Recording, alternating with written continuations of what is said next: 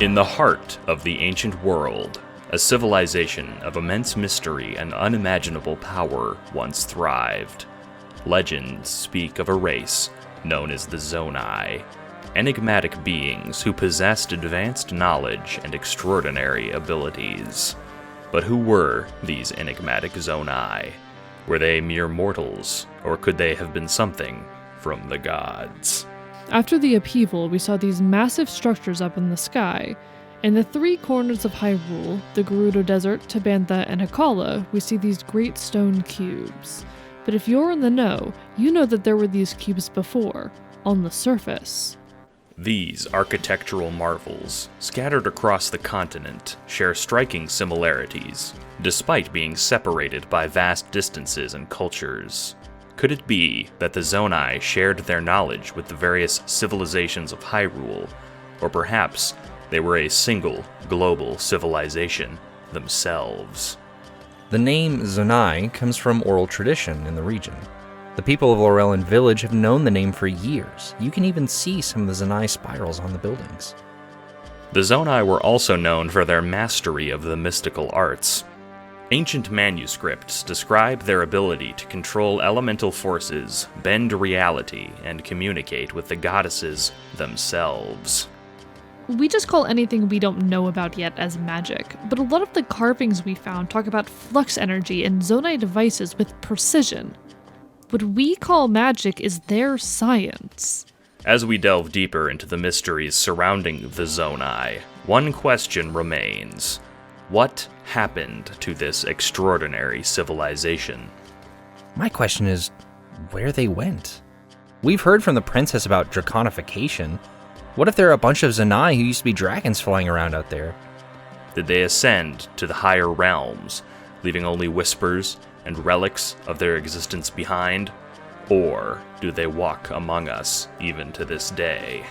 Today we might just find out in The Mystery of the ZONAI.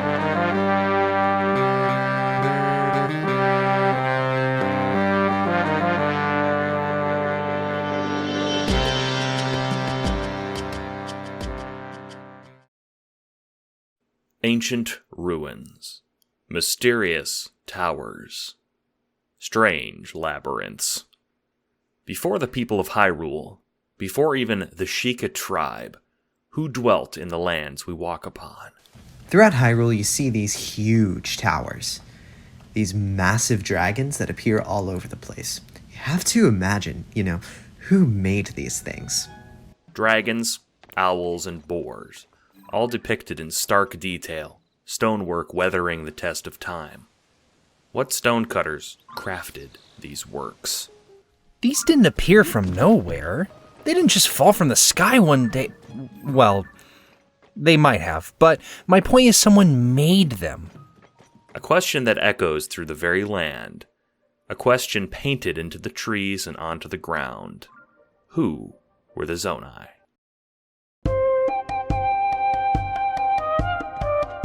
After the upheaval, we saw these massive structures up in the sky. In the three corners of Hyrule, the Gerudo Desert, Tabantha, and Hakala, we see these great stone cubes. But if you're in the know, you know that there were these cubes before, on the surface. Since ancient times, scholars have puzzled over the Lomai labyrinths. It's unknown where this term comes from, but it's highly likely that they are ZONAI in nature. It's unclear from Hylian history what the ZONAI are. There are no records of the ZONAI except for vague references passed down through generations. The timescale we're operating on is very difficult to grasp. We're told 10,000 years ago Calamity Ganon last struck, and the last ZONAI were said to be seen millennia before that. Even the Sheikah documents refer to the ZONAI as legendary, which speaks to the sheer length we're talking of. The most concrete legends of the ZONAI have been largely unearthed as a result of the recent upheaval. Many ruins have been discovered literally falling from the skies, including the Ring ruins in Kakariko Village and the central Hyrule Sky Island, housing ancient structures and even ancient trees. Still, ZONAI structures can be found originating in the modern day.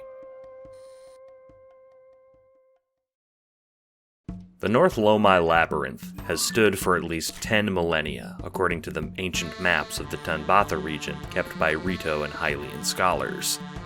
The Rito regarded the North Lomai Labyrinth to be a forbidden area, as it was far across the snowfield to the northwest of their ancestral roost. 5 years ago, an expedition was undertaken by Princess Zelda to the labyrinth as part of the burgeoning ZONAI research initiative. It really is lucky that the princess had such an interest in the ZONAI.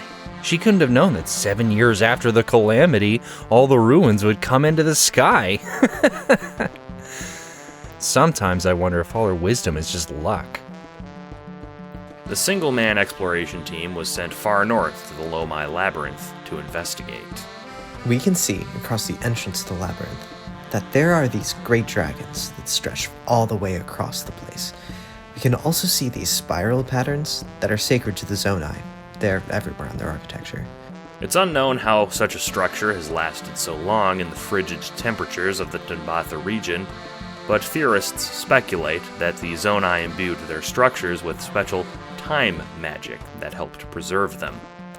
This made them sacred to both the Sheikah and the ZONAI, both having shrines entombed deep in the labyrinths.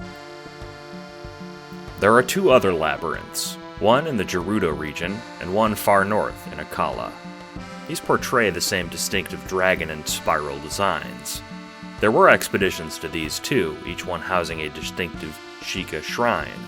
Mysteriously, however, every Sheikah shrine has vanished after the upheaval. All three Lomai labyrinths are of strikingly similar architecture, but are from three disparate civilizations, Gerudo, Rito, and Northern Hylian. How could these structures have come to be? 5 years later, after the upheaval, the ZONAI research team increased drastically in size after the appearance of the Sky Islands and Hyrule-wide ZONAI structures. Returning to the labyrinths revealed structures high above but also far below inside the depths, a region uncovered by the gloom-infested chasms opened by Ganondorf. The structures high above resemble their grounded counterparts with no floors. A strange low-gravity field also permeates them, coupled with the higher wind making traversal both easier and much more dangerous. Far below, the labyrinths are more like small-scale arenas, each featuring a fearsome automaton known as a flux construct. Each of the labyrinths have these sort of three sections. These three groups of three, that's important. Three groups of three also comprises the Triforce from Hyrulean history. It's believed that each Lomai labyrinth was erected to test young ZONAI in the three sacred virtues: power, courage, and wisdom. Each level of the labyrinth reinforces this. The ground floor tests your wisdom. The top floor tests your courage flying around like that. The bottom floor tests your power against one of the ZONAI automatons. This theory isn't without its critics, however. Scholars have noted that in ZONAI architecture, the dragons depicted on the outer walls of the labyrinths actually refer to courage, and may have been placed there not for ceremonial use, but for a specific hero of courage to find. Whatever the case may be, these ruins are marvels of engineering and architecture. They are, however, not the only location of ZONAI structures.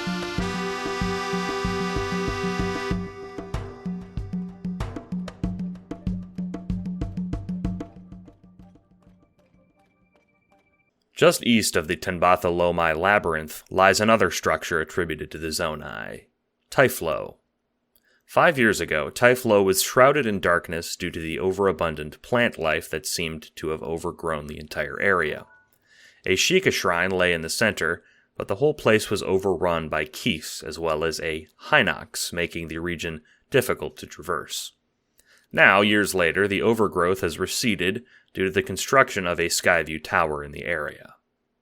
Typhlo is in much more disrepair compared to the labyrinths in Hyrule's three corners, likely due to monster interference over the course of many millennia. Whatever time magic the ZONAI may have had, if they had it at all, it likely only protects against weather and erosion. Any monsters knocking stuff over, that's fair game, sadly. Still, the ruins are remarkably well preserved, giving us many statues and intact pillars and masonry.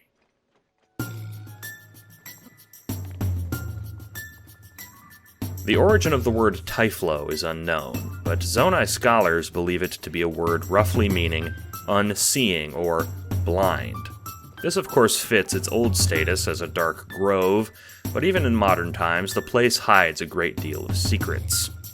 Are the ancient ZONAI trying to tell us to investigate deeper? Or are they trying to say that what lies below should never be found? Indeed, far below the Typhlo ruins, in the depths, there is a great shrine depicting 4 ancient statues of the Hyrulean races. Unfortunately, is presently home to a gloom-infested King Gliok. Further investigation is impossible. The Typhlo ruins were likely our biggest peek into a more domestic ZONAI civilization.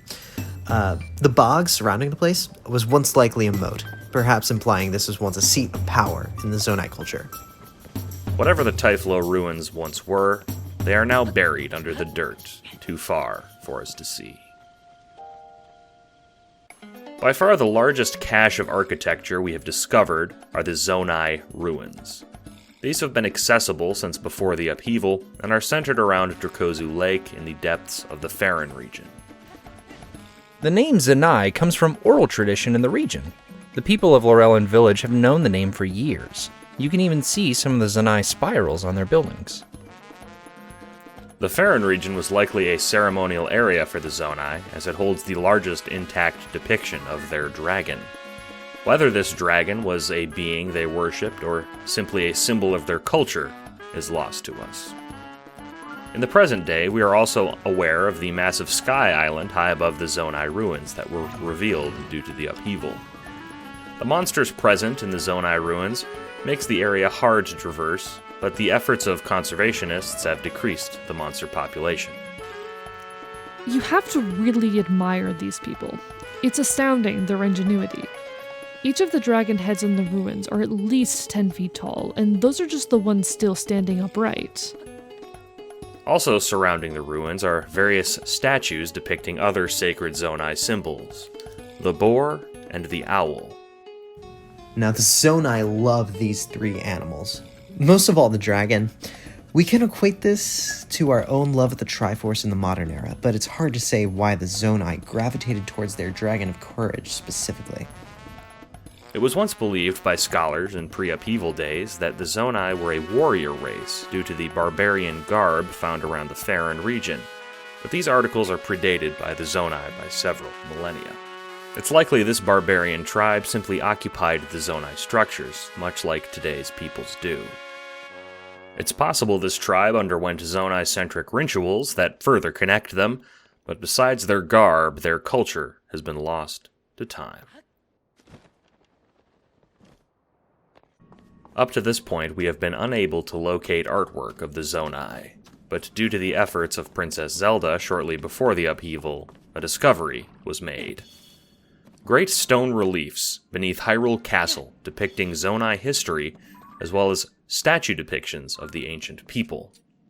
It's likely that this art dates back to the founding of Hyrule, which itself was long after the ZONAI were said to have proliferated.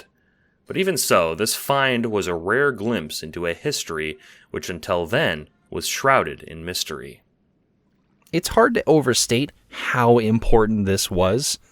Before these statues, we assumed the ZONAI were a bunch of forest barbarians, not these huge goatmen. If these statues are anatomically correct, this could throw the door open to all kinds of new discoveries. The ZONAI art beneath Hyrule's castle sadly was lost after the opening of the Hyrule Great Chasm, but more art has been found after some study. Not only this, but several items of ZONAI clothing were discovered in various sky islands throughout Hyrule. Again, this clothing appears to fit Hylians instead of being for ZONAI build. It's unlikely that this garb predates Hyrule's founding. ZONAI artwork seems to reflect its statuary. Many angled spirals can be observed, as well as simple depictions of figures. It's highly likely that the ZONAI had advanced carving and masonry methods. The ZONAI utilize a great many symbols throughout their architecture and culture, most prominently the spiral and the animal Triforce already discussed. But there are also some familiar symbols, such as the draconic Ouroboros, the dragons consuming each other. This design is common in ZONAI-built gates, usually used to indicate something can be interacted with or passed through.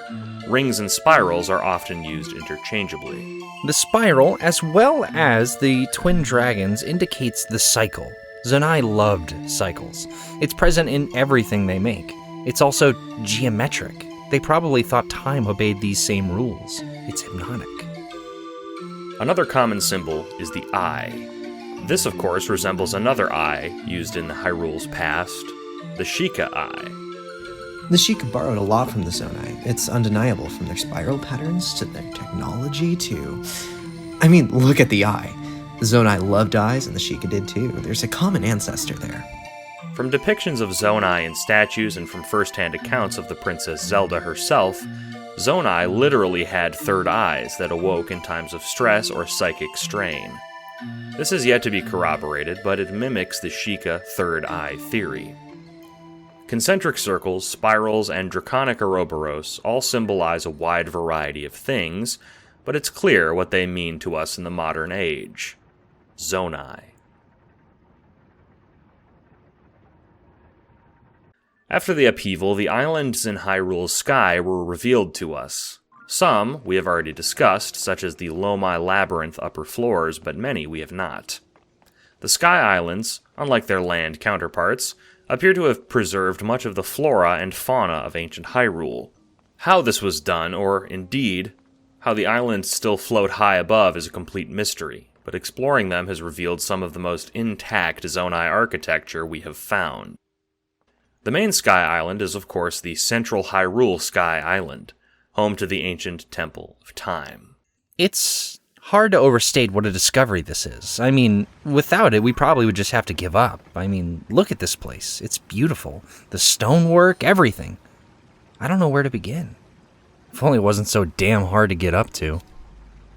Indeed, accessing the Sky Island has been tough going, and the place is infested with ZONAI constructs that attack travelers on sight. But we have been able to make a full survey of the Temple of Time and many of the intact, non-hostile constructs. Every construct is made of zonite, which isn't found in Hyrule anymore. It was all mined up by the Sheikah hundreds of years ago, but it's still up there in the Sky Islands and deep inside the depths. They're held together by flux energy, which is the spindly green stuff you see coming out of their arms. Flux energy is poorly understood, but also has a great deal in common with zonite. The Sky Island is home to a great many fauna and flora that are no longer native to Hyrule. Ancient arowana, sky shrooms, and sundelions, to name a few. These ancient species are being studied for their elemental powers. The central Sky Island is not the only location of ZONAI remains, however. Deep below the chasms opened across Hyrule, we find a great many abandoned zonite mines beneath Hyrule's many settlements. It's uncanny, it really is. Wherever people settle in the above world, we find ZONAI mines. Gerudo Town, Rito Village, Hateno Village, Kakariko Village, every single one has a great mine beneath it, usually with functioning constructs. It's unknown why this phenomena occurs, but scholars theorize that these points lie on sources of power that sentient creatures are drawn to. This, of course, is unfounded as of yet.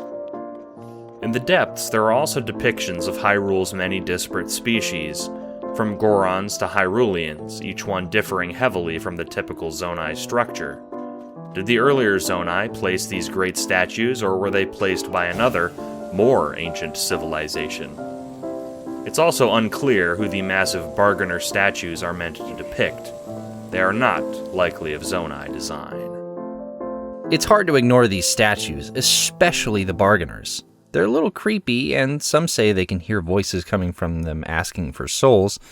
I've seen stranger stuff, but I don't think the ZONAI made these. Still, the study of these statues and their meaning intrigues those who research the ancient world. ZONAI were a people so ancient it just boggles the mind. It's impossible to think about how old they were. When Hyrule was founded, literally tens of thousands of years ago, they were a dying race. Just think of the time it would take to get there. Can we even say that we live in the same Hyrule that they did? Hyrule's history appears to be longer than previously thought, especially given the ordeals undergone by our princess over the course of the upheaval. There are many questions, too, that are still completely unclear. Sacred stones, draconification, and time travel still elude us completely. Research is being done every day, but we have barely scratched the surface on this mysterious people. We have these ancient stories that the ZONAI came from the heavens, that they had the power of gods. Where did their power go? Why does it seem like we've been going backwards for millennia? I mean, the Sheikah, they had automatons and machines and shrines, and if you go further back, the ZONAI, they had even crazier stuff. Now all we have are swords and rocks. What happened? Whatever the case may be, researching the ZONAI, even on such a cursory level, has uncovered many devices and techniques that have improved life greatly. Moving into a modern Hyrule will be built on the backbone of this once great people. I really would just want to thank them. They gave us all of this. I do mean that. They gave us this technology. They made sure that it would be passed down to us. And even if we lost a lot of it, we can make more. The future then appears bright, with ZONAI device dispensers humming away, and the people of Hyrule ready to face a new era of peace. Who knows what the next few years will bring?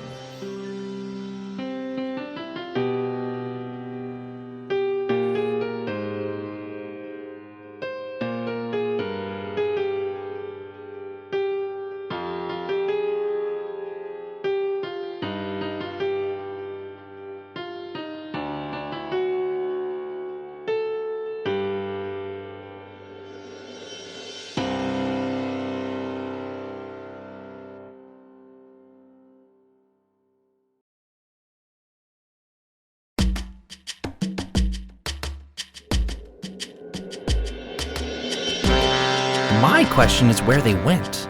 We've heard from the princess about draconification. What if there are a bunch of ZONAI who used to be dragons flying around out there? What about Dinral and Farash and Maedra? Makes you think, right?